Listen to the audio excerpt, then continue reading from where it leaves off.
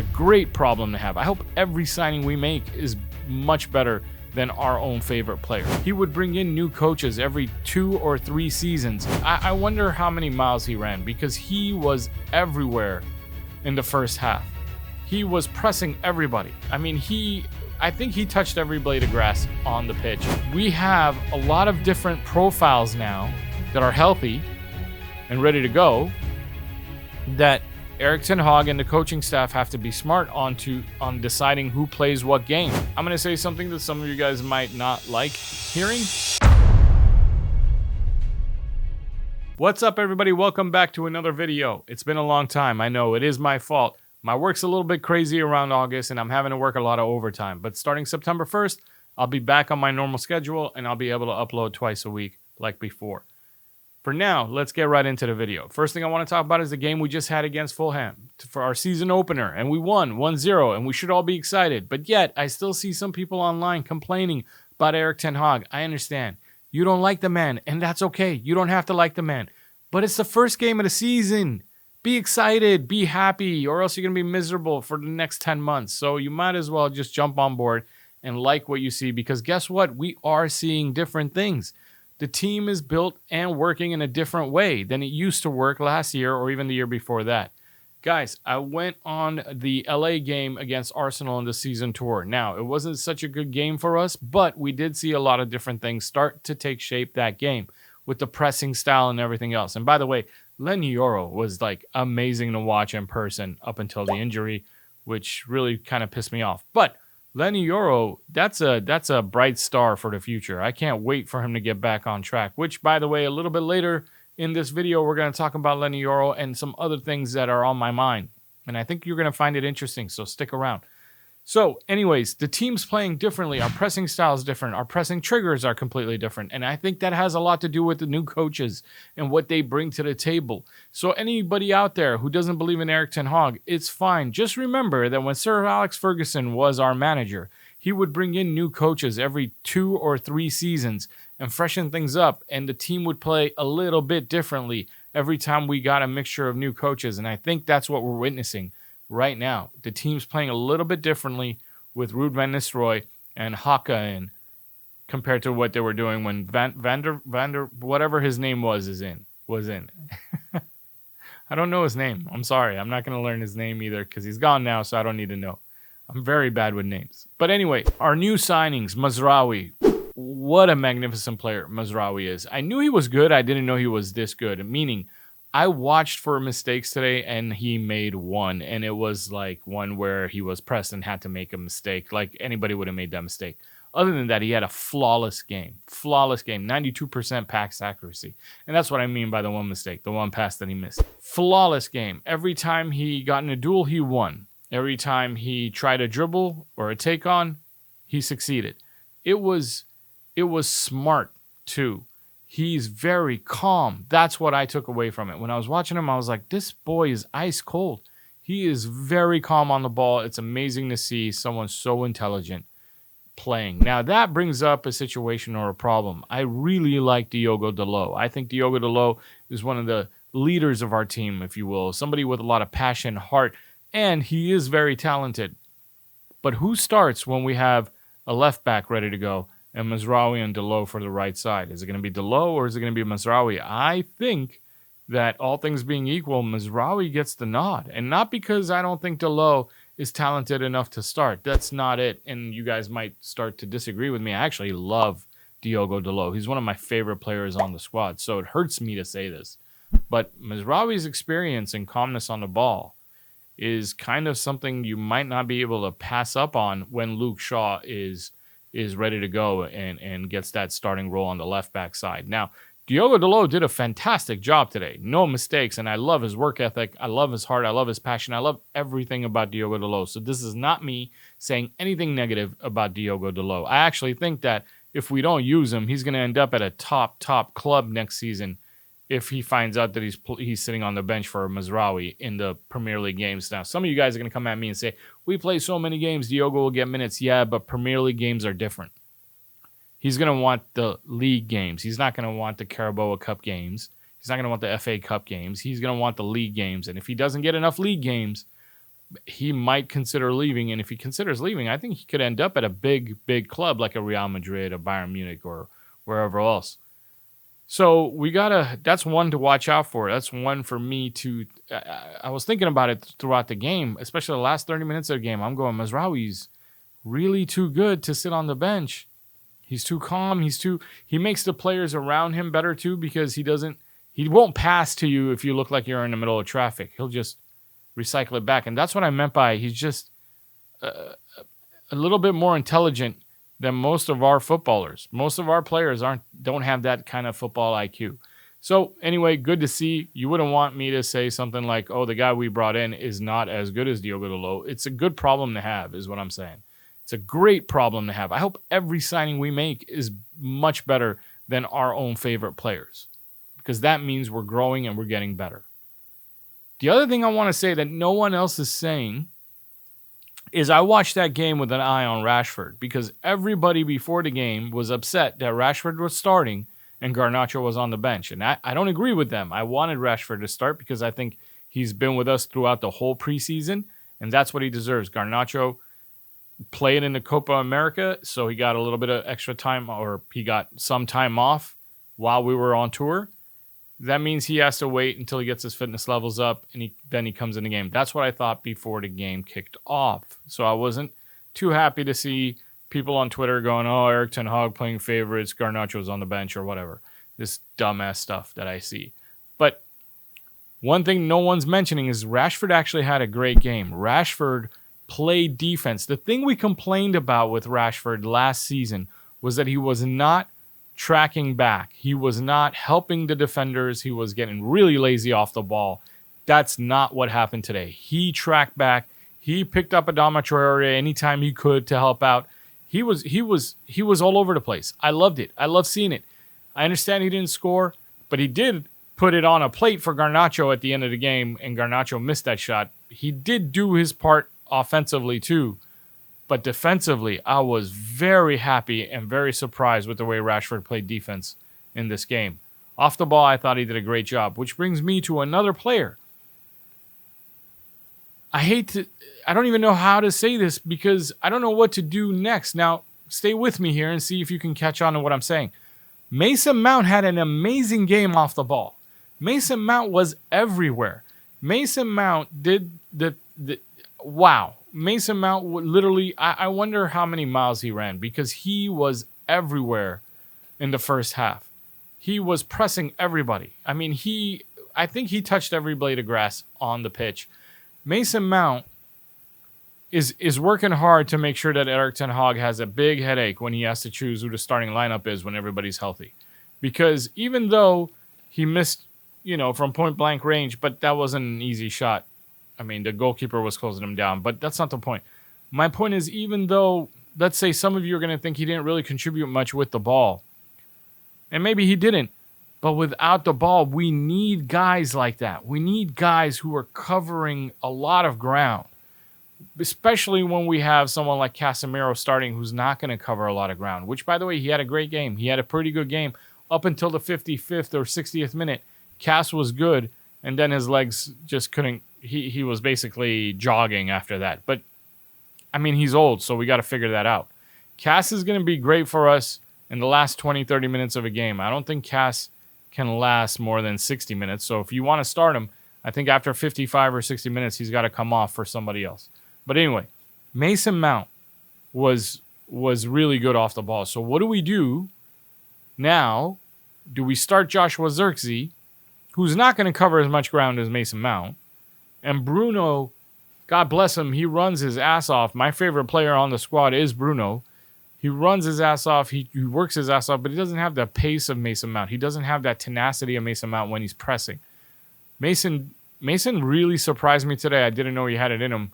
Although I started seeing it in preseason where I was like, man, this guy's work ethic is pretty much off the charts. But today was like another level above, and that makes me happy to see. What do you guys think? Do you guys think we can afford to not start Mason Mount because we need to get a striker in there? Or do we keep playing this false nine or, the Mason Mount, Bruno Fernandes up front? I don't know. We do need to get a striker in there, but then Mainu's doing a really good job and calm job with the ball and off the ball, but mostly with the ball. I don't know. I don't want to say it, but these are all good problems. I'm not even saying anything. So if you sit there right now and go, I don't agree with you, it's like, what do you not agree with? I didn't say which one I prefer. So you can't not agree with me. All I'm saying is we have a lot of different profiles now that are healthy and ready to go that Erik ten Hag and the coaching staff have to be smart on deciding who plays what game. I remember in Sir Alex Ferguson days, I'm probably older than most of you guys, so I do remember a lot of those games. And I remember he would pick some players, and I'm like, why is this guy playing? And then that guy would have like the best game, or he'd be the standout player, like John O'Shea. No offense to John O'Shea, but sometimes he would pick John O'Shea over an actual right back, let's say. And John O'Shea would be playing right back out of nowhere. And I'm going, what the hell's going on? And then John O'Shea would just lock up the guy he was facing.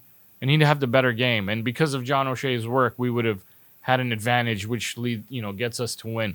So it's going to be clever to see how they use the players they have at their disposal. I really kind of hope to see that kind of team this season. I want to see a team that interchanges. And I know that's maybe a little unorthodox, but I don't want to see the same starting 11 every single week because we have a squad. So we should pick and choose players depending on our opponent and what we need. Does that make sense? Now you can say you don't agree with me if you don't agree with me. But I kind of do want to see players switching. Now, I'm not talking about the back four per se. Maybe one or two in the back four. I'm not talking about the center back pairing. Let me say that. I would like to see a center back pairing that plays almost every game or almost every league game because I think Lenny Yoro does need a lot of games, but maybe not. I don't know. Maybe he takes on the FA. I shouldn't say this because some of you guys are going to go crazy about what I'm about to say because I love Lenny Yoro. He's right there behind me. I love Lenny Yoro, and I loved watching him in LA against Arsenal. I thought he was stand out, but, I mean, you got Ligt and you got Lisandro Martinez. They're probably going to be the starting center backs for all the tougher games. You're not going to throw an 18-year-old in there, maybe, when you have a healthy Ligt and a healthy Lisandro Martinez. But the beauty about Lenny Yoro is if one of them needs the night off or is got a knock, then you got Lenny Yoro, and he's more than capable. So I'm not saying he's not capable. Don't at me. And then we have to talk about the Ligt first, and then we have to talk about Joshua Zirkzee. De Ligt came on. I don't know what to think of him yet because he didn't have enough minutes for me to judge much. I mean, I saw the heart. I saw him really trying, and I saw him like put his body in the way. But like I said, not enough minutes to make a real judgment call. That's why I wasn't even planning on talking about De Ligt, but I am happy to have him. I think he's going to be a good player for us to have. I think he's a very vocal person. He's got that leadership quality. Everybody knows this. And he's going to be an asset. He's definitely going to be an asset. And a smart player because he's played for a lot of smart managers.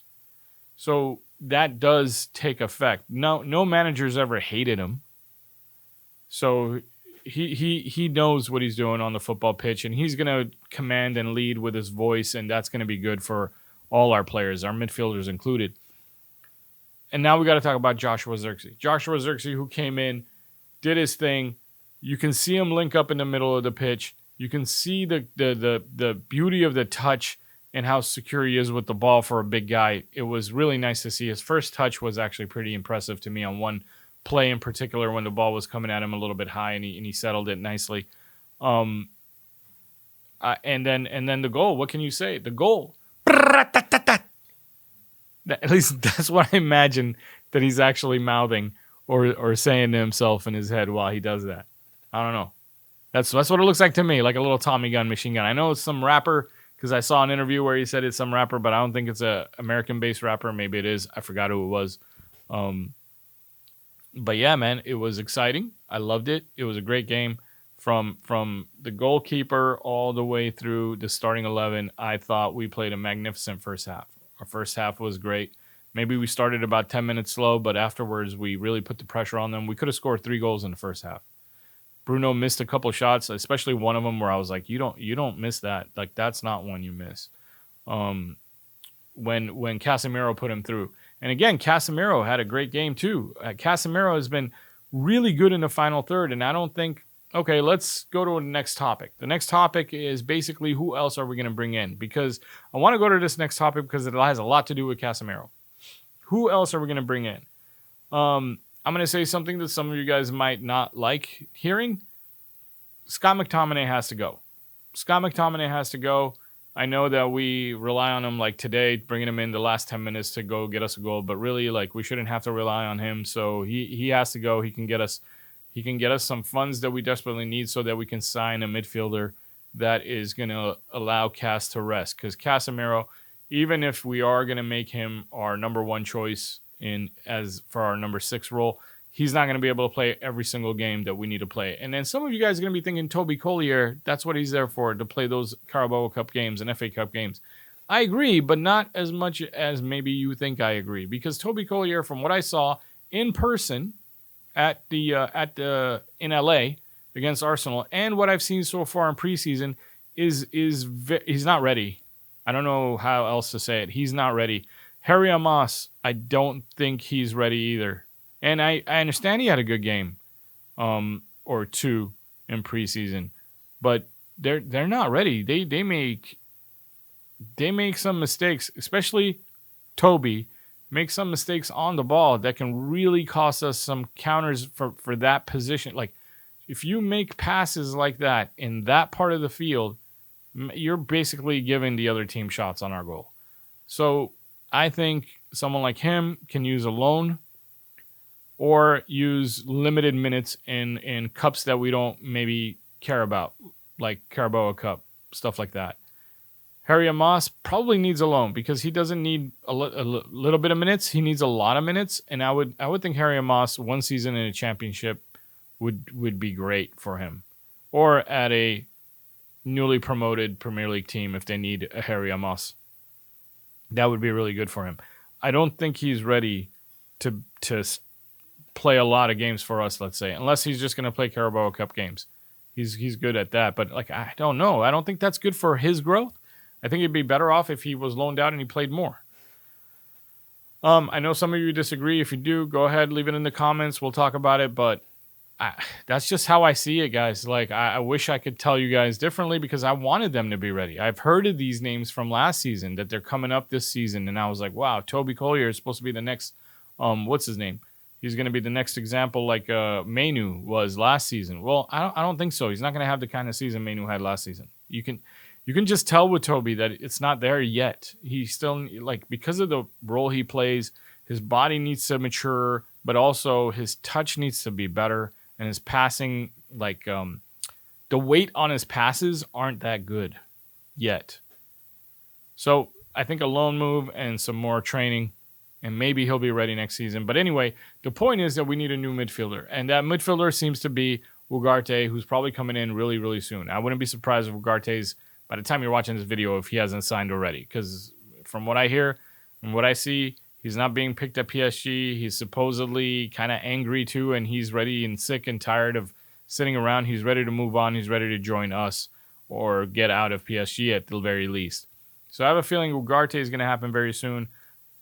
And that's cool. I'll take Ugarte. I'm not too happy with Ugarte. I don't think he's our long-term first choice midfielder. I want you to keep that in mind.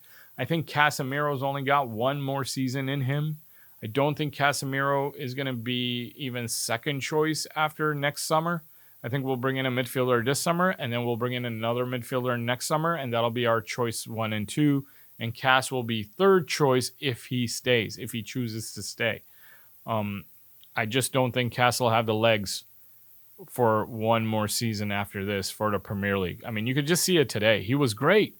I was happy with him, but after 55 minutes, you could see his running got so much slower than it was the first 55 minutes. Let's just put it that way. Okay, so Ugarte is coming in. The other thing that I keep thinking about is someone else is coming in too. I just can't figure out who. Might be a left back, and that's where the Diogo Dalot situation comes into play. If we get a left back, then does that mean Diogo Dalot's on the bench for Mazraoui? And is that going to be okay, or are we going to lose the loan next season? Because in the summertime, he's going to want to move to a club that's going to play him. And, I mean, I heard Real Madrid are admirers, so they might come in for him. I don't know. What do you guys think? Are you worried about that, or are you... I don't know. Guys, last time I posted a video, we got like 3,000 views. We got 150 likes. Let's see if we can beat that. Drop a like if you like my stuff, if you like my content. I am sorry I haven't been here in a while. This is a straight up video. I usually plan out my videos. I usually make sketches. I have like some anecdotes or something. Right now, though, I am literally working crazy hours and just barely getting enough time to do what I'm doing right now. But like I said, September 1st on, we will be back to normal, and the videos will be going back to the same format that they used to be. Thank you very much for joining me. Thank you for your patience. I will see you soon, and let's hope we win our next game. See you guys.